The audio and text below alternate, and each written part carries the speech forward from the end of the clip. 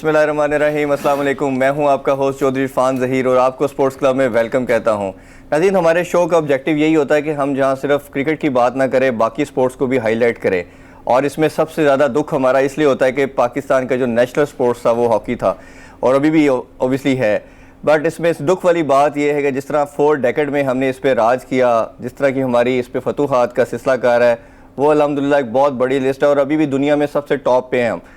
Problem ये आया कि जैसे ही 90s का एरा गुजरा, बड़े नाम गुजरे, जो न्यू मैनेजमेंट आई, न्यू प्लेयर आए, उनके अंदर वो फतूहात का सिलसिला कैरी ऑन नहीं कर पाए और अनफॉर्चुनेटली जैसे हमने देखा कि ग्रेजुअली वो चीज़ लैक करती चली गई। और इसी तरह हमें अनफॉर्चुनेटली ऐसा लगा कि फिर हमें जो क्वालिफाइंग राउंड वर्ल्ड कप के लिए भी, ओलंपिक्स के लिए भी खेलने पड़ गए, जो कितनी दफ़ा के चैंपियन भी हैं हम।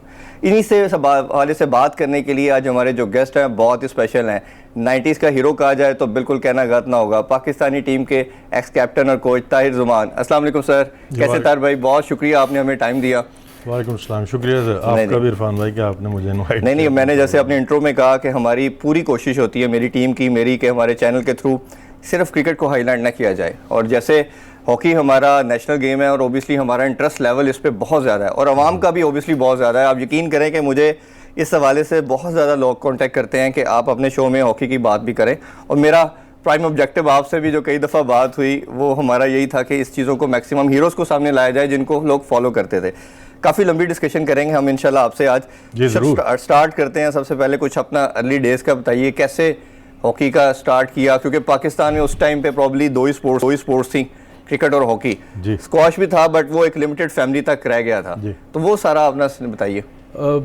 बड़ी इंटरेस्टिंग मैं कहूँगा कि मेरी हिस्ट्री है हॉकी शुरू करने की। मेरा गोजरा से बेसिकली तल्लक है, जो कि छोटा ज़मीन ही सारी very noun in terms of producing hockey players for national team. तो गोजरा से तल्लक, और वहाँ पे खुले मैदान तो बहुत ज़्यादा थे, जैसे आपने स्क्वाश का जिक्र किया। सो स्क्वाश, स्विमिंग पूल और टेनिस कोर्ट जैसी जो फैसिलिटीज़ हैं गोजरा जैसे शहर में नहीं थी। खुले ग्राउंड थे, फुटबॉल, हॉकी या क्रिकेट जी। तो हमारा जो स्कूल MCI स्कूल गोजरा है वो बड़ा नाउन था हॉकी के हवाले से। मैं वहाँ पे पढ़ता था तो एक दिन शायद इंटर क्लास टूर्नामेंट हो रहा था और प्लेयर कम पड़ गए। मैं वुड यू बिलीव के 8th क्लास में मैं I was monitor of the class. अच्छा जी। मैं लीड करता था क्लास को। और जब इंटर क्लास में प्लेयर कम पड़ गए, मुझे उन्होंने पूछा हॉकी खेलोगे? मैंने कहा चलो यार खेल लेते हैं। अच्छा, एक्सीडेंटल हुआ? एक्सीडेंटल। सो मैंने वो इंटर क्लास मैच खेला अपनी क्लास की तरफ से। जो स्कूल के वहाँ पे इंचार्ज होते थे हॉकी के, अल्लाह ताला उनकी मग़फ़िरत करे, PD यकूब साहब, और उनके साथ PD इस्लाम साहब होते थे जी। उन्होंने मुझे देखा, उन्होंने कहा यार तुम हॉकी खेल। उस्ताद मोहम्मद असलम रोडा बड़ा नाम मशहूर है गुजरा के हवाले से, अल्लाह ताला उनकी भी मग़फ़िरत करे, वो भी थे। उन्होंने कहा यार तुम क्लब ज्वाइन करो, शाम को हॉकी खेला करो आके। ठीक। तो मैंने फिर वो हॉकी खेलनी शुरू कर दी। मुझे अभी भी याद है कि उन दिनों ये अंकल सरगर्म और नॉनी पा वाली शर्ट्स और नेकर्स चलती थी। अच्छा। तो मैंने बड़े शौक से ख़रीद के स्कूल की तरफ से हॉकी खेलना शुरू कर दी। और ये भी बिलीव करें कि मैं 5 दिन 6 दिन लगातार हॉकी खेलता था वहाँ क्लब पे, और वीकेंड पे जाके 7वें दिन मैं क्रिकेट मैच खेलता था। बिल्कुल ठीक है। जो उस में सारी स्पोर्ट्स खेली जाती है, आई वाज नॉट डेफिनेट कि मुझे हॉकी ही खेलनी। सो लेकिन स्पोर्ट्स का मुझे बड़ा शौक था और वहाँ से वो सिलसिला शुरू हुआ स्कूल की तरफ से। फिर स्कूल की टीम, स्कूल की captaincy, under 14 championship, provincial tournament, best player declare होना। फिर उस प्रोविंशियल टूर्नामेंट में पाकिस्तान स्पोर्ट्स बोर्ड की एक टैलेंट हंट स्कॉलरशिप स्कीम थी। अच्छा, माशाल्लाह। उस स्कीम के तहत मुझे लाहौर आना पड़ गया। लाहौर कोचिंग सेंटर में मैंने रहना शुरू कर दिया। गवर्नमेंट कॉलेज लाहौर में मैंने एडमिशन ले लिया। अच्छा, माशाल्लाह। रावियन आप भी? जी, मैं ओल्ड रावियन जी। और उस वक्त मेरे उस्ताद थे तैयब इकराम चौधरी साहब, जो अभी भी मेरे उस्ताद हैं ऑनेस्टली। उन्होंने मेरे साथ अपना दिमाग खपाई शुरू कर दी। ठीक। मेरा दिल तो नहीं लगता था, लेकिन वहाँ से ये सिलसिला शुरू हुआ। टैलेंट उन्होंने बेसिकली बहुत दफ़ा मैंने वापस जाने की कोशिश की कि मैं यहाँ पे दिल नहीं लग रहा, बोर हो रहा हूँ, लेकिन उन्होंने मुझे बार बार रोका कि मैं कुछ कि तुम कुछ कर सकते हो, तो मुझे मौका दो कि मैं तुम्हारे ऊपर थोड़ा सा मेहनत करूँ। और फिर कैसी मोमेंट थी जब आपका टीम में फर्स्ट टाइम नाम अनाउंस हुआ? वो फीलिंग क्या थी? वो तो आप ये यकीन करें कि घर वालों को भी शायद यकीन नहीं आता होगा कि हमारा जो बच्चा है वो पाकिस्तान टीम में तब मोस्ट प्रॉब्ली न्यूज़पेपर में नाम आते थे। जी। मैं बिलीव करें पाकिस्तान जूनियर टीम में खेलता था। मेरे वालिद साहब ने मुझे कभी भी खेलते नहीं देखा था। अच्छा। एक दिन अचानक ग्राउंड में आ गए और मैंने पूछा जी आप खैर है आज? कहते यार मेरे दोस्त ने कहा कल टीवी पे कोई मैच था, परसों दिखा रहे थे पाकिस्तान जूनियर टीम खेल रही थी, तुम भी शायद उसमें खेल रहे थे। तो मैंने कहा यार लोग बातें कर रहे हैं तो देखो बच्चा खेलता है, कैसे खेलता है। ठीक। सो बड़ा मेरा मतलब दिलचस्प ये जर्नी रहा, और बिलीव करें कि अल्लाह ताला ने इतनी इज्जत और शोहरत दी कि कोई डाउट उम्मीद भी नहीं करते थे। कंपटीशन के एग्जाम में प्लान तो ये था कि इवन 8th क्लास है कि मैं पाकिस्तान एयरफोर्स ज्वाइन करूं। अच्छा। लेकिन हॉकी की तरफ इतना ज़्यादा आ गया और इतनी तेज़ी से हॉकी में अपने आप को, या ये कह लें कि गिफ्टेड कुछ स्किल्स थी, और मेरे जो मोहतरम उस्ताद थे उन्होंने बड़ी मेहनत की मेरे साथ। बिल्कुल ठीक। जिसमें तैयब इकराम चौधरी साहब और उस्ताद असलम रोड़ा साहब। स्पेशली मैं ये कहूँगा कि मुझे सही मानों में जो निखार मेरे उस हॉकी में आया वो जब मैं लाहौर आ गया और तैयब इकराम चौधरी साहब ने मेरी कोचिंग शुरू की, वहाँ से फिर मुझे सही इंटरेस्ट पैदा हुआ कि नहीं, I can do something in hockey. अच्छा, ये बताइए कि आपका फेवरेट प्लेयर कौन था, क्योंकि आपसे पहले बहुत बड़े बड़े नाम थे, समीउल्लाह, हसन सरदार, शहबाज सीनियर आपके साथ, आपके कैप्टन भी रहे, तो ऑल टाइम फेवरेट आपका कौन सा प्लेयर ऐसा लगता है कि जिसको आप आइकॉनिक प्लेयर के तौर पे या एज ए हीरो फॉलो करते थे? क्योंकि हर एक ऑब्वियसली कोई ना कोई तो जरूर देखिए, उस वक्त भी बड़ा स्टारडम था हसन भाई का। हसन सरदार को सारे ही पसंद करते थे क्योंकि इंडिविजुअल स्किल्स में उनका कोई सानी नहीं था जब वो खेलते थे, वो मुझे बहुत पसंद थे। लेकिन जब फिर मैं पोजीशंस की समझ लगी और थोड़ी सी हॉकी की अंडरस्टैंडिंग भी हो गई, तो फिर लाला कलीमुल्लाह मेरे बड़े फेवरेट खिलाड़ी रहे हैं, और उनके साथ मंजूर जूनियर साहब का कॉम्बिनेशन। जी। सो राइट ट्रायो की बेस के ऊपर ये लोग मेरे फेवरेट रहे। लेकिन मैं ये कहूँगा कि शहबाज सीनियर के साथ भले खेलता रहा हूँ, लेकिन शहबाज सीनियर ने खेलने के दौरान भी हमें बहुत अच्छी तरह से कुछ चीज़ें सिखाई। हाँ, यहाँ कहें कि हमने उनसे सीखी, और इसमें कोई शक नहीं है कि पाकिस्तान ने जैसा प्लेयर, शहबाज जैसा जो प्लेयर पैदा किया है, वो सदियों में पैदा होते हैं। बिल्कुल ठीक बात है, इसीलिए शायद उन्हें हॉकी का मैराडोना भी कहा जाता है। अच्छा, आपका एक जो कॉम्बिनेशन बनता था आपका और शहबाज सीनियर का, और फिर जो फिरोज होते थे, वसीम फिरोज होते थे, तो बड़ा एक खूबसूरत कॉम्बिनेशन आप तीनों का बनता था। कभी आप दोनों आगे जाते थे, कभी उनका कॉम्बिनेशन शहबाज सीनियर का, तो एक बड़ी खूबसूरती। तो वो कैसी एक फील आती थी कि इतनी ज़्यादा आप लोगों की अंडरस्टैंडिंग के, मतलब आप लोग शायद दिखने में पता ही नहीं चलता था कि शायद एक ब्लिंक ऑफ आई आपस में आई कांटेक्ट करते थे, और आप लोग इतनी ज़्यादा कोऑर्डिनेशन होती थी कि वो बॉल को एक लेके जा रहा है, दूसरा उसको सपोर्ट कर रहा है। बेसिकली इरफान भाई, हॉकी जो है वो टीम स्पोर्ट्स है जी, और विद इन ए टीम जब तक अच्छी अंडरस्टैंडिंग नहीं होगी, अच्छा परफॉर्म करना मुश्किल हो जाता है। मैं यही कहूँगा कि हमारा ऑफ द फील्ड भी जो इंटरेक्शन था वो हम हॉकी के बारे में ज़्यादा बात करते थे। बिल्कुल ठीक है। बाज़ दफ़ा तो ऐसा भी होता था कि यूजुअली मैं और शहबाज रूममेट रहे हैं, और रात को 1 बजे भी सोते हुए एक दूसरे से पूछ लेना, सो रहे हो कि जाग गए हो? नहीं, मैं भी जाग रहा हूँ अभी। अच्छा, कल जर्मनी से मैच है, अगर माइकल ग्रीन तुम्हारे साथ लगता है और ब्लंक मेरे साथ लगता है तो हम पोजीशन को स्वैप कर लेंगे। बिल्कुल ठीक, ताकि उन्हें समझ ना आए हम क्या कर रहे हैं। शुरू में उनको कंफ्यूज करेंगे, फिर देखेंगे। सिर्फ ये एक एग्जाम्पल है ये इस चीज़ को हाईलाइट करने के लिए, जब तक प्लेयर्स की विद इन प्लेयर्स अंडरस्टैंडिंग अच्छी नहीं होगी तो ओवरऑल जो एक टीम ने टोटल परफॉर्मेंस देनी है वो एक अच्छी परफॉर्मेंस नहीं हो सकती। सो उस लिहाज से आप सही कह रहे हैं कि वसीम भाई हो, कमर हो, कामरान हो, जो भी हमारे साथ खेले, आसिफ, जुनेद, खालिद, जो भी खेलते रहे, हम लोग आपस में बहुत बात करते थे हॉकी के ऊपर और अपनी अंडरस्टैंडिंग को डेवलप करते थे। उन दिनों में जो कोचिंग थी वो इतनी हाई फाई नहीं थी, हाँ, लेकिन एक रोब और दबदबे वाली मैनेजमेंट जरूर होती थी। ठीक है। और जिसकी वजह से हमें भी एहसास होता था कि हमने परफॉर्म करना। अच्छा, मैं थोड़ा सा उस पर बात करना चाहूँगा। 94 का वर्ल्ड कप शायद मेरी मेमोरी में वो पहला एक ऐसा इवेंट था जब मैंने होश संभाली और फॉलो करना शुरू किया हॉकी को। वो वर्ल्ड कप की बहुत ज़्यादा मेमोरीज है, और अभी तक हमारा पूरा वर्ल्ड कप एक, जब भी सोचते हैं वर्ल्ड कप का तो सारा नज़र आता है। उसमें एक ड्यूरिंग वर्ल्ड कप बड़ा अनफॉर्चुनेट इंसिडेंट आपकी फैमिली के लिए, आपके लिए हो गया, आपके फादर की डेथ होगी जी। सबको लगा शायद आप छोड़ के पाकिस्तान से आ जाओ, और आप पाकिस्तानी टीम के मेन प्लेयर भी थे। शहबाज सीनियर, और आपका नाम हमेशा लिया जाता था कि बहुत ज़्यादा इंपॉर्टेंस रखते थे, और जिस तरह की फतूहात का सिलसिला आप लोगों ने अहम किरदार अदा किया। तो आपके लिए वो कितना एक डिफ़िकल्ट टाइम था?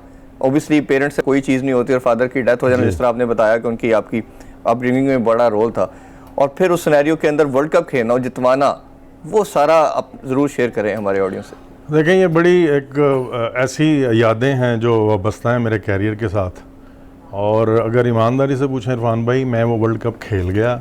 अच्छा। और अल्लाह ताला ने मुझे हिम्मत दी कि मैं I was able to contribute in Pakistan victory. लेकिन उसके बाद भी मुझे समझ नहीं आई कि ये ताकत, ये हिम्मत और ये हौसला मुझ में कहाँ से आया कि मैं वर्ल्ड कप खेल सका। लेकिन मैं यहाँ पे एक बात ज़रूर शेयर करना चाहूँगा कि एक इंस्पिरेशन मेरे लिए ज़रूर थी, क्योंकि नॉर्मली क्या होता है जब आप ट्रेनिंग कैंप में होते हैं, किसी भी बड़े टूर्नामेंट में जाने से पहले 1-2 दिन की आपको छुट्टी मिलती है कि आप घर से हो आएँ, और फिर रीअसेंबलिंग होगी और टीम फ्लाई करते हैं। वो जो मैं 2 दिन की छुट्टी के लिए घर वापस आया ना, और वापस टीम को ज्वाइन करने के लिए जाने वाला था, तो मुझे याद है कि मेरे वाले साहब ने उस वक्त मुझे कहा था कि यार छोटे मोटे टूर्नामेंट तुसी जीतते हो, मज़ा तो तब है अगर वर्ल्ड कप जीत के आओ। सो मैं इवन वहाँ पे वर्ल्ड कप में था और ये एक बड़ी सैड न्यूज़ थी मेरे लिए, मेरा मतलब मेरे लिए मेरी दुनिया हिल जाने वाली बात। बिल्कुल बिल्कुल। लेकिन जब मैनेजमेंट ने मुझे ऑफर किया कि आप वापस जा सकते हैं और हम आपके वापस जाने का इंतज़ाम करेंगे, अभी भी ये थोड़ी सी मिसअंडरस्टैंडिंग है। मीडिया में जो बातें आती हैं, जो दोस्त भी बातें करते हैं वर्ल्ड कप को लेके या मेरे वाले साहब की वफात को लेके कि शायद सेमीफाइनल मैच था, ऐसा नहीं था। वो टूर्नामेंट का पहला मैच था 23 नवंबर को अर्जेंटीना के खिलाफ और पूरा टूर्नामेंट पड़ा हुआ था। और उस पहले मैच में मुझे उन्होंने खिलाया नहीं कि जाहिर है इतना बड़ा सदमा था, लेकिन थोड़ी देर बाहर बैठने के बाद मैंने जब इंसिस्ट किया तो अल्लाह ताला मगफिरत करे हमारे मैनेजर रशीद जूनियर साहब, उन्होंने फिर मुझे इजाज़त दी खेलने की। अच्छा। और मैं आई वॉज लाइक, मैं एक दूसरे लफ्ज़ों में ये कह लें कि मैं थोड़ा सा जुनून भी चढ़ा हुआ था कि मैंने कुछ करना है ऐसा कि जो याद रह जाए। बिल्कुल ठीक। और वहाँ पे रुकने की एक मेन वजह यही थी कि जो मेरे वाले साहब ने मुझे आते हुए कहा था कि मज़ा तो तब है कोई बड़ा टूर्नामेंट जीत कर आओ। सो आई वॉज लाइक, क्या पता होता है कि अल्लाह ताला ने कौन सी बात कब कबूल करनी है, कि शायद अल्लाह ताला ने किस्मत में लिखा हो हम जीत ही जाएं। सो मैं उस डिटर्मिनेशन के साथ जो है वो पूरा वर्ल्ड कप खेला और मेरा ख्याल है कि हम जीते। मेरा वैसे आपके जो भी कंट्री को किसी लेवल पे प्रेजेंट करता है, these people are chosen by God, वो अल्लाह सुब्हाना ताला की तरफ से चोजन होते हैं, वो ऐसे हर कोई नहीं प्रेजेंट कर सकता। और शायद इसी वजह से अल्लाह ताला इतने इतने बड़े काम भी आप लोग जस्ट लाइक ए सोल्जर जो सरहद पे कर रहे हैं या आप लोग हैं। अच्छा, उसी वाले से मैं थोड़ा सा अगर सेमीफाइनल और फाइनल का जिक्र ना करूं तो मेरा ख्याल है वो भी थोड़ा ज्यादती हो जाएगी। 20 स्ट्रोक पे मैच आ गए और हमने देखा कि शहबाज सीनियर पहले लीड करने आते हैं और उनकी जिस तरह की दोनों दफा जो उनकी पुश होती है, फ्लिक होती है, बड़ी वीक दूसरी वाली तो ठीक थी, लेकिन पहली वाली तो उसने तो डरा दिया। वो पहले गिर गया था। तो वो क्या आपके डगआउट में बात हो रही थी आपस में, हडल में क्या बात कर रहे थे? वो भी बड़ी इंटरेस्टिंग स्टोरी है इरफान भाई। पहले से ही जो 5 प्लेयर हैं प्लेंटी स्ट्रोक लेने वाले वो सिलेक्ट किए होते हैं मैनेजमेंट ने।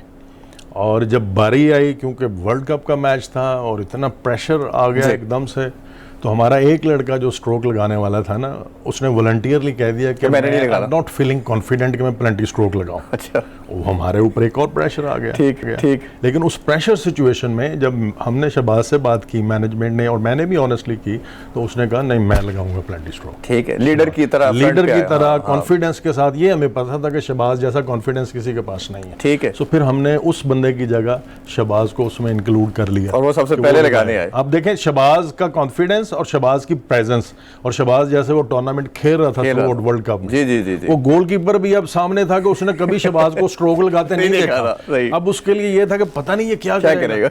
कुछ जो लड़के रूटीन में प्लेंटी स्ट्रोक लगाते हैं ना, उनका डेटाबेस होता है कि हाँ यार ये इसका फेवरेट एंगल राइट पे है, लेफ्ट पे है, तो मेंटल प्रिपरेशन होती है। अब शहबाज को देख के वो सोच रहा है शहबाज प्लेंटी स्ट्रोक लगा रहा है, मैं क्या करूं? उसने गैम्बल किया है ऐसे ही, वो शहबाज से मिस फ्लिक हुई है, वो मूव करते हुए फिर भी बॉल में चलेगी। बिल्कुल ऐसे ही। मैं ये कहूंगा कि वो एक मूवमेंट थी कि अल्लाह ताला ने हमें दोबारा से उठाया है कि नहीं यार वर्ल्ड कप आप लोगों ने जीतना। और फिर हमें याद है कि जैसे फाइनल के अंदर फिर वो शफकत की वो जो रुक गई फिर पूरे कंट्री की जिस तरह का एक झटका लगा। बड़ी इंटरेस्टिंग स्टोरी। फिर वो हिरोशिमा में हमारा एशिया कप एशियन गेम्स हुई। नॉर्मली मैं गेम के दौरान भी जब प्लेंटी स्ट्रोक मिलता था तो मैं लगाता। बिल्कुल ऐसे ही आपकी बड़ी परफेक्ट। जब प्लेंटी स्ट्रोक के ऊपर मैचेस चले जाते थे तो 5वां प्लेंटी स्ट्रोक मेरा नाम होता था। हिरोशिमा तक मैं 5वां होता था। लेकिन हिरोशिमा में क्या हुआ कि वहां पे 5-5 स्ट्रोक में जब मेरी बारी आनी थी उससे पहले ही हम मैच हार चुके थे और मैंने स्ट्रोक ही नहीं लगाया, क्योंकि पहले 3 प्लेंटी स्ट्रोक मिस हो गए और उनकी लीड जो है वो पहले ही 3 गोल की हो गई। तो मेरी बारी नहीं आई क्योंकि फैसला तो पहले ही हो गया। हमारा ट्रेनर था उन दिनों हॉलैंड का हांस जोरिट्समा, उसने टीम मैनेजमेंट के साथ बैठ के ये बात की कि ताहिर को मैं तीसरे नंबर पे लाना चाहता हूँ, क्योंकि ये हमारा बेस्ट प्लेंटी स्ट्रोक टेकर है, तो हम इसको लास्ट पे नहीं रखेंगे, क्योंकि हो सकता है सिचुएशन फेवरेबल ना हो लास्ट तक, इसलिए इसको तीसरे नंबर पे लाएंगे। हमने चेंज करके शफकत को 5वां कर दिया। ऐसे ही शफकत से जब उस टूर्नामेंट में रोका, उसके बाद उसने मुझे 1-on-1 कन्वर्सेशन में कहा, आई होप कि वो प्रोग्राम देखेगा तो खुद भी हंसेगा इस बात को सुनकर। कहता है भैन 5वां तुसी लाया करो, बड़ा प्रेशर नहीं होता। फिर तो वो लाज हमारे गोलकीपर को जितना सलूट किया जाए जी, इसमें कोई शक नहीं है। मंसूर भाई की जो कंट्रीब्यूशन थी वर्ल्ड कप जीतने में, अल्लाह ताला उनकी मग़फ़िरत करे। आमीन आमीन। बहुत ज्यादा ये हमेशा याद रखी जाएगी। बिल्कुल ऐसे ही मेरा ख्याल है हीरो क्या जाए, जहां शहबाज सीनियर का नाम लेते हैं, आपका लेते हैं, तो उसी तरह बिल्कुल ऐसा उनका नाम ना लिया जाए। बड़ी कंट्रीब्यूशन मंसूर साहब ने जो खूबसूरत कीपिंग की उसमें, और क्या खूबसूरत वो बड़ा था। अच्छा, वैसे फेवरेट 92 में ओलंपिक टीम के भी पार्ट थे आप जो जीते, फिर 94 में वर्ल्ड कप, ज़्यादा फेवरेट मोमेंट कौन सी थी? वेल ओलंपिक्स में भी हमारी टीम बहुत फेवरेट थी 92 बार्सिलोना में, और जब हम जर्मनी से सेमीफाइनल मैच हार रहे हैं, बिलीव करें पॉलिजिक उनका कोच था, क्रिस्टियन ब्लंक उनका कैप्टन था। वो मैच के बाद जब हम उनको कॉन्ग्रेचुलेट करने के लिए गए हैं, उन्होंने हमें स्ट्रेट में पता क्या कहा, no we are the Olympic champion. Semifinal जीतने के बाद अच्छा, अब हमें फाइनल में भी कोई नहीं जीत सकता, हमें सिर्फ आप लोगों से था। इतने फेवरेट थे हम 92 में। लेकिन जहाँ तक आपने बात की जो यादगार लम्हात हॉकी के हवाले से, तो मैं ये कहूँगा कि खुशी और दूसरी इमोशनल एस्पेक्ट्स या इमोशनल या टची होने के पॉइंट ऑफ व्यू से देखें तो वर्ल्ड कप 1994 सिडनी वाला जो है वो मेरा यादगार टूर्नामेंट था, क्योंकि एक इतना बड़ा इंसिडेंट, उसके साथ इमोशंस भी ऑब्वियसली अटैच थे आपके। और उसके साथ फिर मैं ये कहूँगा कि जो मुझे इंस्पिरेशन मिली है मेरे वाले साहब के वो अल्फाज जो उन्होंने कहा कि मज़ा तो तब है वर्ल्ड कप जीत के आओ, और अल्हम्दुलिल्लाह सब ने कंट्रीब्यूट किया और अल्लाह ताला ने हमें इज्जत से नवाजा। हम 94 वर्ल्ड कप भी जी, बड़ी ज़बरदस्त गुफ्तगू जारी है, बट आके वापस ब्रेक के हम इनसे लीग हॉकी के वाले से भी बात करेंगे। Stay with us.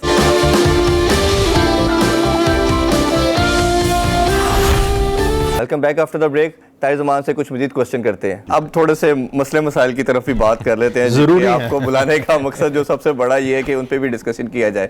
ग्रास के ऊपर जब तक हॉकी हो रही थी, एशियन, पाकिस्तान, इंडिया का किसी का के साथ कोई कंपैरिजन नहीं था। बहुत एक डिफरेंट मार्जिन से हम जीत जाते थे। जैसे एस्ट्रोटर्फ आया, दूसरी टीम ने भी हमारे साथ कंपेटिटिव हॉकी खेलना शुरू कर दी। और जो यूरोपियन ने, पर्टिकुलरली नीदरलैंड की बात करें, जर्मनी ने बात करें, तो ऑस्ट्रेलिया भी, इवन दो वो ग्रेजुअली, ऑस्ट्रेलिया ऑल दो पहले भी अच्छा खेलता था, बट ये इन दो टीमों ने काफ़ी कंपेटिटिव हॉकी खेलना शुरू कर दी। बट लेटर ऑन फिर हमने देखा कि उनका ग्राफ ऊपर जाना शुरू हो गया, हमारा नीचे जाना शुरू, इवन दो हमने वर्ल्ड कप भी इसी एस्ट्रोटर्फ पे जीता। तो आपको बेसिक रीज़न क्या लगती है कि जिस वजह से उनका कोचिंग का स्टाइल डिफरेंट हुआ, उन्होंने हमारे पे मार्किंग ऐसी कर दी, हमारे प्लेयर चले गए, क्या रीज़न ऐसी लगी कि ये पाकिस्तानी डिक्लाइन की तरफ चले गए, वो लोग बहुत ऊपर चले गए? अब तो गैप भी बहुत ज़्यादा हो गया कि हमें क्वालिफाइंग राउंड खेलने पड़ रहे हैं। भाई हो सकता है बहुत सारे हॉकी एक्सपर्ट्स मुझसे डिफर करें ऑनेस्टली, लेकिन मैं पूरी ईमानदारी के साथ अभी तक जो मैंने देखा है हॉकी में, या जो मेरा एक्सपीरियंस है खेलने के बाद, कोचिंग में आने के बाद, कोचिंग में भी मेरा मतलब जब से मैं हूँ, एस्ट्रोटर्फ ने नहीं हमें नुकसान पहुँचाया। ठीक है, एस्ट्रोटर्फ पे हॉकी खेलना आसान है। ठीक है, इट इज़ ट्रू सरफेस, जहाँ बॉल आती है सीधी वहीं पे आती है टक करके। ग्रास के ऊपर पता ही नहीं है बॉल ने किधर जाना है। ठीक है, पहले दिनों में जो ग्रास पे हॉकी थी टॉप लेवल की, वो सारे हमारे हीरोज हैं, उन्होंने बड़ा अच्छा किया, बड़े अच्छे टूर्नामेंट टॉप लेवल के जीते हमारे लिए, वो अपनी जगह पे वैल्यूज हैं।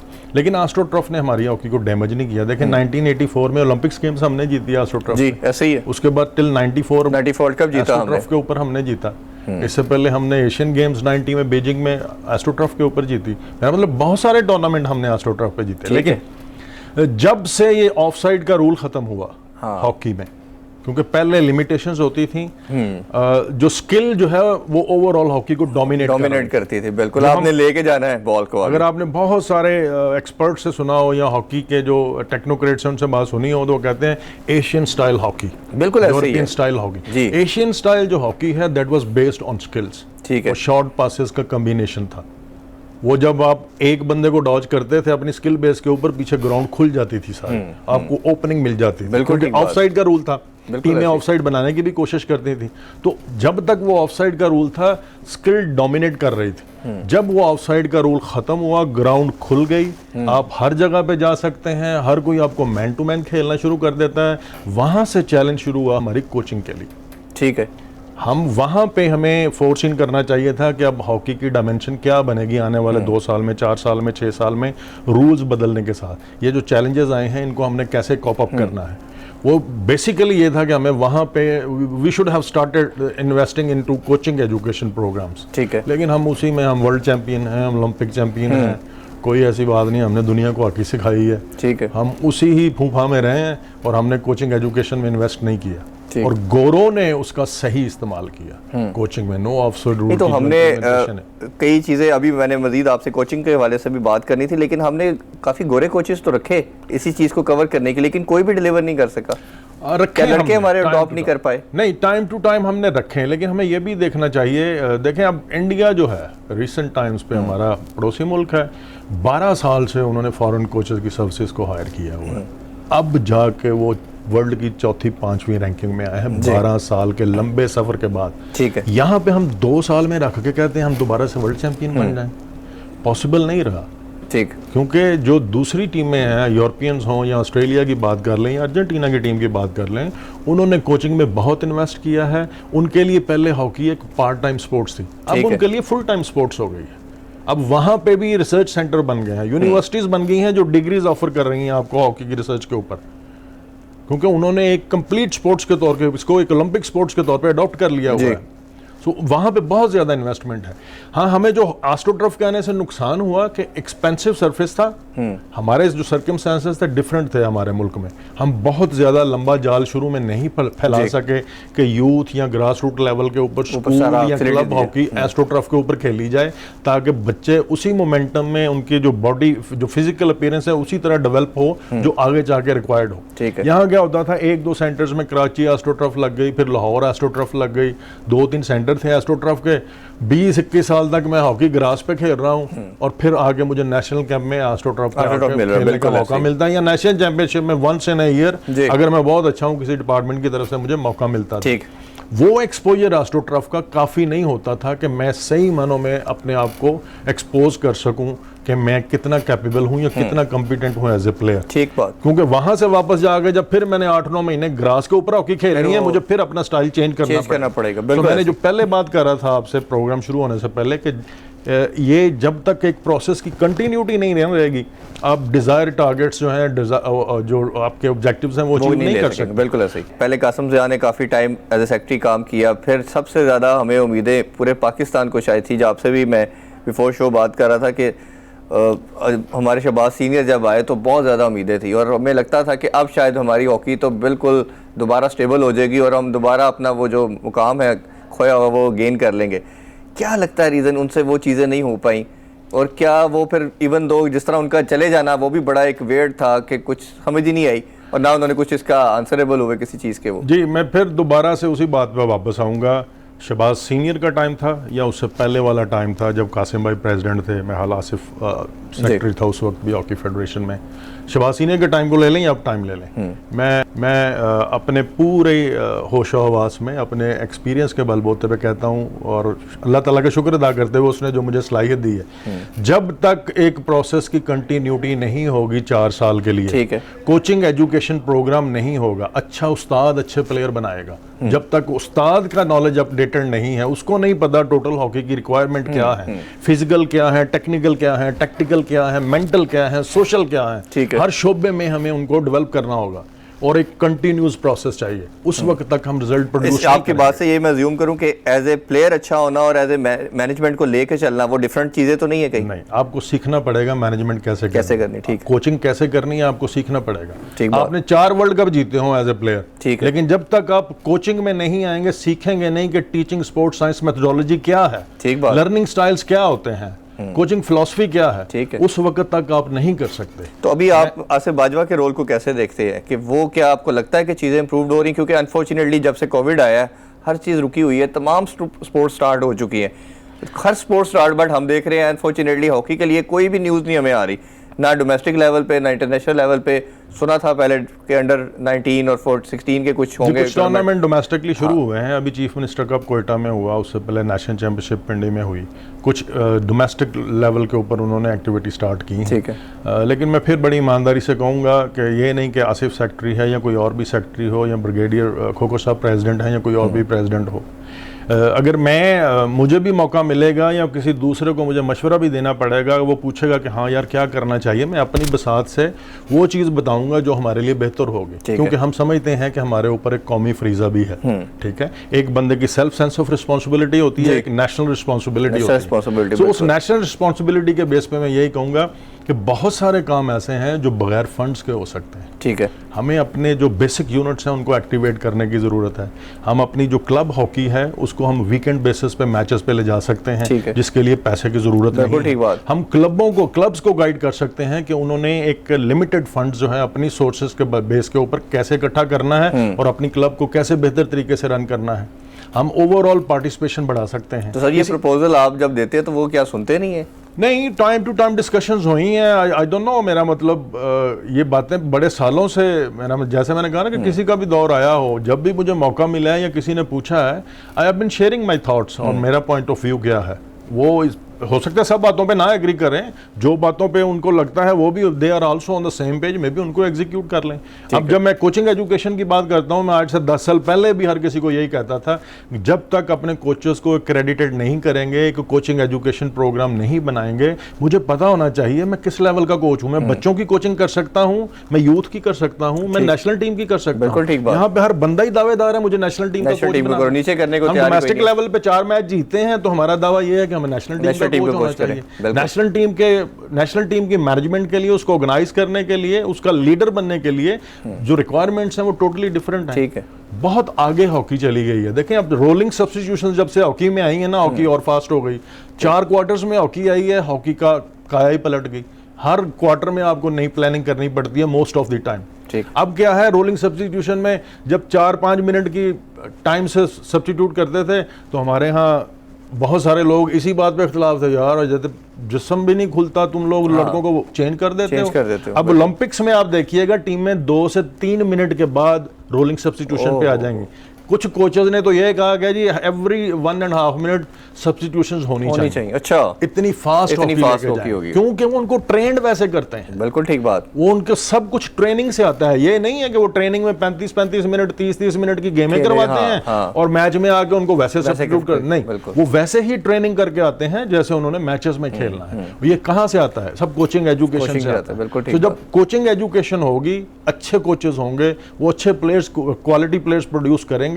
हाँ, फिर टाइम लगेगा, we have to have a big heart, patience के साथ एक प्रोसेस, डायरेक्शन ठीक कर लें, प्रोसेस में आ जाएं, उसकी कंटिन्यूटी रहने दें। आई एम श्योर कि पाकिस्तान हॉकी प्लेयर्स में आज भी इतना टैलेंट है कि हम दोबारा से वो सारी ग्लोरीज को वापस ला सकते हैं जिसकी आवाम हमसे तवक्का करती है। लेकिन it will take time, there is no shortcut to उसमें। एक और, मैंने किसी भी स्पोर्ट्स को अगर आप देखें, क्योंकि ओब्वियसली मैं स्पोर्ट्स को ज़्यादा करता हूँ, उसी स्पोर्ट्स जर्नलिज्म के साथ अटैच हूँ, तो पैसा बड़ा इन्वॉल्वमेंट बहुत मैटर करती है। जैसे क्रिकेट की हम एग्जांपल इसलिए देते हैं कि अगर क्रिकेट बच गई, बाकी सारी स्पोर्ट्स ऑब्सोलीट होती ही चली गई, तो उसकी सबसे बड़ी फाइनेंशियल चीज़ें थी कि उसके अंदर ब्रांड्स आए, उसके अंदर दूसरे आपके एडवर्टाइजमेंट बड़ी आई, ठीक है, तो उसकी क्या स्पॉन्सर बड़े आए। तो इसकी क्या रीज़न लगती है कि हॉकी के अंदर शुरू से हमने देखा कि बेचारे वो उस टाइम जब आप लोग खेलते थे, आल्दो कि we were the champion as well, but उस टाइम पे भी वो फाइनेंशियल क्रिकेट के प्लेयर के साथ कंपैरिजन नहीं बनता था आप लोगों का, बनता ही नहीं है। हाँ, तो वो क्या लगता है कि ये स्टारडम प्लेयर के अंदर या बड़े नाम नहीं आते, वो इन्हीं रीजंस की वजह से नहीं आते? सबसे बड़ा रीजन जो आया है ना, जब हम लोग हॉकी खेलते थे ना, उसमें सबसे बड़ा एडवांटेज क्या होता था कि हमें किसी भी एक अच्छे डिपार्टमेंट की परमानेंट रेगुलर जॉब मिलती थी। मैं अब नेशनल बैंक ऑफ पाकिस्तान में हूँ, वाइस प्रेसिडेंट, शहबाज जीएम की ऑलमोस्ट पोस्ट पे है, पीआईए में, इसी तरह कमर कामी, किसी को भी दूसरों को देख लें, ख्वाजा जुनैद को देख लें, एबीएल में, पुलिस में हमारे दोस्त जो हैं वो एसपी की पोजीशन तक पहुंचे हुए हैं, इसी तरह कस्टम डिपार्टमेंट में कलेक्टर की पोजीशन तक पहुंचे हुए हैं। तो क्या अभी परमानेंट जॉब्स नहीं मिलती डिपार्टमेंट, कॉन्ट्रैक्चुअल चल रहा है? कॉन्ट्रैक्चुअल चल रहा है। अच्छा, जब तक परमानेंट जॉब थी, प्लेयर्स के लिए बड़ा अच्छा टारगेट था, या पेरेंट्स के लिए एक बड़ा अच्छा टारगेट था। अगर आप एजुकेशन में अच्छा नहीं कर पा रहे तो आप पैरेलल बैकअप प्लान के तौर पे स्पोर्ट्स में आ जाएं। हॉकी में जॉब ही लेनी है ना, अच्छा पढ़ के भी, तो यहाँ पे भी रोल मॉडल्स थे वो फैमिलीज के बच्चे जो साइकिल या मोटरसाइकिल्स पे थे, जो उन्होंने हॉकी खेली, परमानेंट जॉब मिली, वो गाड़ियों के ऊपर आ गए, उन्होंने बड़े बड़े घर बना लिए। ऐसे ही ये इंस्पायर करने के लिए कम तो नहीं है। बिल्कुल, तो अगर परमानेंट जॉब्स आ जाएं, और फिर जो स्कूल कॉलेज में हॉकी होती थी वहां पे एडमिशन फ्री होता था, कोटा होता था हॉकी का, स्पेशली बीइंग नेशनल स्पोर्ट्स। बिल्कुल, ऐसे वो सारा खत्म हो गया, ऐसा कंपटीशन आया। गवर्नमेंट कॉलेज में स्टिल रिमेंबर कि हमारे मेरे अपने कई दोस्त थे, वो कुछ क्रिकेट की टीम के अंदर थे, कुछ हॉकी की टीम के अंदर, इसी बेस के ऊपर उनको एडमिशन मिले। अभी भी अगर स्कूल कॉलेजेस में हॉकी दाखला फीस फ्री कर दें, इंसेंटिव्स दें, प्लेयर्स को इक्विपमेंट दें, और परमानेंट जॉब्स कुछ डिपार्टमेंट गवर्नमेंट असाइन ही कर दे कि यार इन डिपार्टमेंट्स को आप अपना परमानेंट स्पोर्ट्स डिपार्टमेंट बनाएं और हॉकी के जो प्लेयर्स हैं उनको परमानेंट जॉब दें। क्या ठीक है, आप काम भी करवाएं उनसे बाद में, लेकिन रेगुलर जॉब्स तो मिले, फिर दोबारा से हॉकी। इसमें दो चीजें मैं लास्टली पूछना चाहूंगा। एक तो ये कि आपके टाइम पे अगर टीम के अंदर लोग हैं तो बात करें तो 8-9 प्लेयर सुपरस्टार होते थे जिनके सबके बड़े नाम थे। जैसे आप लोग का एरा गया, फिर जब 20s की बात करें तो उसमें सिर्फ हमें सुहेल अब्बास का एक नाम नज़र आता है, या रेहान भट्ट ने थोड़ा अच्छा परफॉर्म किया, बाकी कोई ऐसा नाम हमें नज़र ही नहीं आया। तो इसकी सबसे बड़ी रीज़न क्या लगती है कि पूरी टीम के अंदर सिर्फ 1-2 प्लेयर जिसका नॉन है या जिसको हम स्टार कह सकते हैं? उसकी वजह बड़े टूर्नामेंट्स ना जीतना। देखें, मैं बड़ी ईमानदारी से कहता हूँ, 94 वर्ल्ड कप जीते, सारी टीम ही स्टार बन गई। ठीक है, जो लोग भी उस टीम में शामिल थे सबके नाम बन गए, सबको बड़ी इज्जत मिली। दो ही मौके होते हैं हमारे पास, अपना नाम, शोहरत और सारा कह लेंगे अल्टीमेटली सब कुछ गेन करने के लिए आप वर्ल्ड लेवल के टूर्नामेंट जीतें या आप इंडिया के खिलाफ परफॉर्म करें। आपने रेहान भट्ट का जिक्र किया, यूजुअली इंडिया के खिलाफ परफॉर्म करता रहा। आपने सुहेल अब्बास का जिक्र किया क्योंकि वो वर्ल्ड रिकॉर्ड होल्डर बन गए इंडिविजुअल कैपेसिटी में, सुहेल अब्बास का नाम याद रह गया, वरना टूर्नामेंट के हवाले से एज ए टीम सारे प्लेयर्स का इतना नाम नहीं बना। हालांकि हमसे भी अच्छे प्लेयर्स आए हैं बाद में, लेकिन क्योंकि हम बड़ा टूर्नामेंट नहीं जीते इसलिए उनके नाम नहीं बने। बिल्कुल स्टारडम में आने के लिए, हेरोइज्म में आने के लिए जरूरी है कि आप वर्ल्ड लेवल के टूर्नामेंट जीतें। अच्छा, उसमें एक जैसे हम बात करें कि स्कूल क्रिकेट में के साथ स्कूल हॉकी जो है, मेरा ख्याल है किसी की फाउंडेशन बनाने के लिए, जैसे हम बात कर रहे थे, तो एक लीग ने भी बड़ा रोल प्ले किया है। अभी अनफॉर्चुनेटली तमाम जैसे स्कूल्स हमने देखा कि वो एक कोठियों के अंदर बन गए, घरों के अंदर बन रहे हैं, तो स्पोर्ट्स का तो वो कॉन्सेप्ट ही खत्म हो गया और बच्चे किसी तरह की ग्राउंड्स ना होने की वजह से फैसिलिटी से बहुत दूर होते जा रहे हैं। उनकी एक्टिविटीज़ भी इन्वॉल्व वो कंप्यूटर मोबाइल की तक रह गई है। और हमारे एरा के अंदर भी इवन तब तक भी था कि बच्चा या पढ़ाई में अच्छा होता था या उसमें अच्छा होता था। एक तो उस चीज़ ने कितना डेंट डाला है स्पोर्ट्स को या हॉकी को। दूसरा, ये जो लीग हॉकी का कॉन्सेप्ट स्टार्ट हुआ इवन तमाम स्पोर्ट्स के अंदर, क्रिकेट के अंदर जैसे हम बात करें PSL होने जा रहा है, तो उससे कितना बेनिफिशियल पैरेलल, जैसे आप इंटरनेशनल तो हॉकी है साथ, उतना वो कितना beneficial in terms of financial भी और इन टर्म्स ऑफ ग्रोथ भी किसी भी स्पोर्ट्स के लिए या हॉकी के लिए कितना इंपॉर्टेंट था? बहुत ज़रूरी है इरफान भाई। उसका मैं जैसे मैं पहले परमानेंट जॉब्स की बात कर रहा था ना, अब दूसरा सिनेरियो क्या क्रिएट होता है फाइनेंशियल एस्पेक्ट्स को कवर करने के लिए, अब लीग स्टार्ट करवाएं। मैंने पहले पड़ोसी मुल्क की मिसाल दी, उनका हॉकी का रिवाइवल भी लीग इसी वजह से हुआ। ठीक बात। बाकी कंट्रीज में हम देखें वहाँ पे भी रेगुलर लीग्स होती हैं। हमें भी ये चाहिए कि जितनी जल्दी हो सके हम सिर्फ नेशनल लेवल की नहीं, जूनियर लेवल की भी लीग स्टार्ट करवाएं। वो जब रेगुलर बेसिस पे लीग होगी, टीमें बनेंगी, खेलेंगी, प्लेयर्स को पता होगा कि मैं यार एक लीग में खेलूंगा तो मैं 10-15 लाख साल का कमा सकता हूँ, मेरे फाइनेंशियल एस्पेक्ट्स कवर हो जाएंगे, भले में परमानेंट जॉब्स अभी नहीं मिल रही। कॉन्ट्रेक्चुअल बेस के ऊपर भी अगर मुझे जॉब मिलेगी, that will be added financial aspects मेरे लिए। सो लीग का स्टार्ट होना बहुत ज़रूरी है। मैं कहता हूँ सीनियर ही नहीं, जूनियर लेवल पे होनी चाहिए। मैं थोड़ा सा यहाँ पे और ऐड ऑन करना चाहूँगा, अभी एक बड़ी अच्छी अपॉर्चुनिटी हमारे पास क्रिएट हो गई है। एक नया फॉर्मेशन हॉकी में आ रहा है, फॉर्मेट आ रहा है, वो है हॉकी 5 वर्सेस 5 प्लेयर। अच्छा, 2023 में इसका वर्ल्ड कप होने जा रहा है। अच्छा, ठीक है, जब 2023 में इसका वर्ल्ड कप होगा, एक नई parallel ranking, world hockey ranking शुरू हो जाएगी हॉकी 11 के साथ। अच्छा, बिल्कुल ठीक। तो हमारे पास ये मौका है कि अगर हम हॉकी 11 में, अभी हमें लगता है कि बड़ा टाइम लगेगा, हम बहुत पीछे रह गए हैं, तो इसमें ऊपर आ सकें। सो जब ये नया फॉर्मेट शुरू हो रहा है, हम इसको क्यों नहीं टारगेट बनाते? बिल्कुल ठीक है। इसमें हम अपने अच्छे प्लेयर्स जो हैं, क्वालिटी प्लेयर्स प्रोड्यूस करें, हॉकी 5 को स्कूल लेवल के कंपटीशन में लेके आए, हॉकी 5 की लीग करवाएं।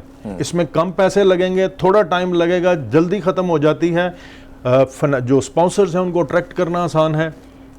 उस चीज़ की एक लीग शुरू करवा दें और स्कूल कंपटीशन हॉकी 5 में करवा दें कि यूथ शुरू से ही हॉकी 5 खेलना शुरू कर दें। जब तक 2023 वर्ल्ड कप आए, हम वहाँ पे अच्छा परफॉर्म करें, हम दोबारा से वर्ल्ड रैंकिंग में आए। That will B inspiration for the boys. Ultimately क्या होगा, वो इन्वेस्टमेंट आपकी हॉकी 11 में काम आएगी, क्योंकि हॉकी 5 जो है वो इतनी एक्साइटिंग और हाई स्पीड हॉकी गेम है कि आपके फिजिकल फिटनेस जो है वो बड़ी हाई लेवल की रिक्वायरमेंट है उसके। उसमें साइड बोर्ड्स होते हैं, बॉल बाहर नहीं जाती, कंटिन्यू प्ले है उसमें, तो आपको जस्ट लाइक आइस हॉकी। जी बिल्कुल। अच्छा, आपको हमने कैप्टन के रोल पे भी देख लिया, प्लेयर के रोल पे, कोच के रोल पे भी देख लिया, आप फिर ओमान भी चले गए, 2 साल उधर भी कोचिंग की। अब आप क्या समझते हैं, हम आपको फाइनली अब इस स्टेज के ऊपर कहाँ देखते हैं अपने आप को? क्या एज ए सेक्रेटरी के रोल में आप देखते हैं, आके कुछ करना चाहते हैं, या दोबारा कोचिंग की तरफ आना चाहते हैं? हॉकी के लिए ताए ज़मान, अब लास्टली मैं पूछना चाहूँगा, क्या करना चाहते हैं, आपका एम क्या है? देखें, ये बात तो जो है ना, मजाक में मेरी मिसेस भी मुझे कह देती है कि आप ये बात ना करें, आपका फर्स्ट लव हॉकी।